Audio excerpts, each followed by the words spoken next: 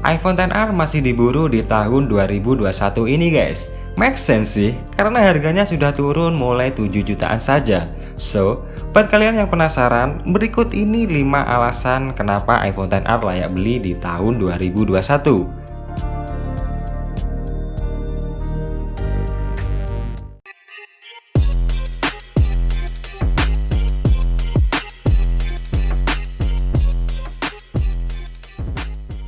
Halo guys, bersama saya Ari. Di video kali ini saya akan ngebahas iPhone XR ya, 5 alasan atau 5 poin yang sudah saya kumpulin.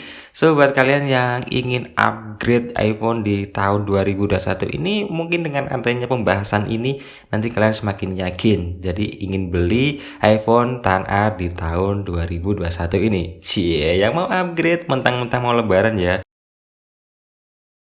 Jadi langsung saja kita bahas yang pertama di bagian layar.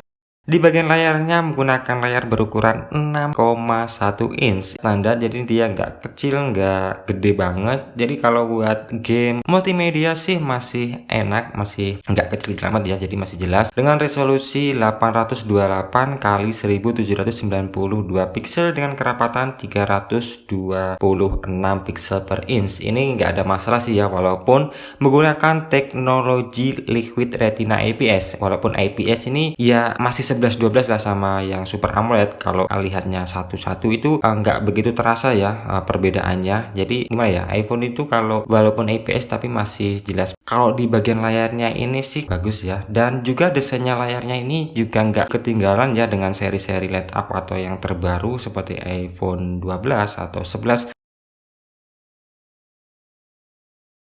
Next, kita bahas di bagian iOS dan juga chipsetnya ya guys. Mengingat iPhone XR ini keluaran 2018 masih dapat update iOS 14 yang terbaru saat ini, dan kemungkinan dapat update sampai 2023 nanti ya guys. Kita tunggu saja, nanti bisa dapat sampai iOS 16 ya kalau dihitung dari sekarang. Dan juga menggunakan chip Apple 12 Bionic Second Generation yang sudah dilengkapi Neural Engine, dan ini cukup kenceng ya untuk saat ini, masih enak untuk game PUBG Mobile, masih dapat settingan smooth ultra, masih dapat guys. Dan juga sudah apa ya, ini 7 nanometer ya, nm, dia hemat daya guys. Jadi ini nggak ketinggalan banget ya untuk chipsetnya, masih worth it lah.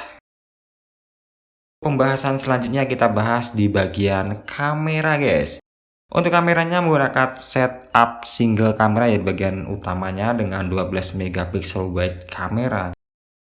Tapi menurut saya sih walaupun setupnya cuma satu, ini cukup keren karena dia bisa menghasilkan foto yang bokeh cukup halus ya, dan nggak kaleng-kaleng sih. Kalau jadi untuk kameranya ini menurut saya sih, kalau saya pribadi sih nggak ada masalah ya, karena sudah keren dan sudah dilengkapi optical image stabilizer, jadi kalian bisa rekam sampai 4K 60 fps. Dan ini untuk tes kameranya di resolusi 4K 60 fps ya guys. Kita buat jalan. Ini untuk tes autofokusnya cepat ya guys, dia guys. Dan kita agak jalan agak cepat, apakah goyang-goyang. Oke, audionya bagaimana guys, apakah bagus atau tidak?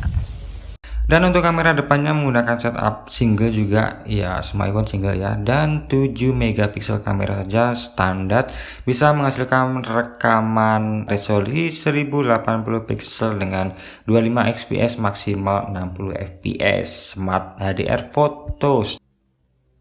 Kemudian kita lanjut di bagian baterainya guys. Baterainya cukup gede di line up iPhone di harga atau di range yang sama ya. Kita bandingkan dengan XS atau X atau XS. Kalau XS Max itu sama ya, 3000 mAh. Kemudian kita bahas di bagian harga. Ini harga yang sudah dimomok atau di pertimbangan utama ya guys, karena iPhone itu terkenal dengan harganya yang dan sekarang masih ada untuk barunya ya di tahun 2021 ini. Bila kalian searching di online store di marketplace, itu masih ada barunya yang garansi resminya ya, dengan box yang baru tanpa charger, itu di harga 7.600-an atau 7.700-an. Itu untuk yang varian RAM 64 GB dan sekitar 8.900.000 untuk yang 128 GB.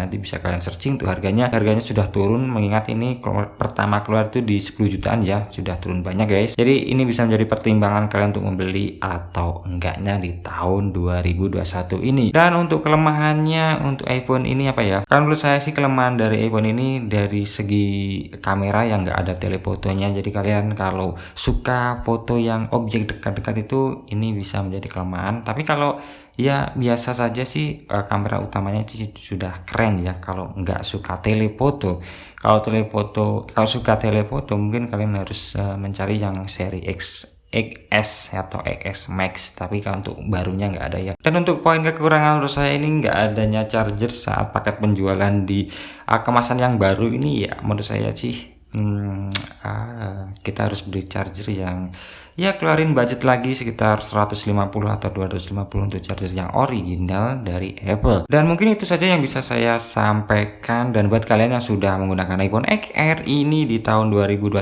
ini atau dari pertama launching, apa kekurangan atau kelemahan atau mungkin kelebihan yang bisa kalian dapatkan atau experience-nya bagaimana, bisa sharing di kolom komentar guys, biar teman-teman kita bisa makin jadi ini ya iPhone XR, jadi saya harus beli atau enggak. Jadi nanti bisa jadi pertimbangan, kita bisa bantu teman-teman kita yang mau beli iPhone XR.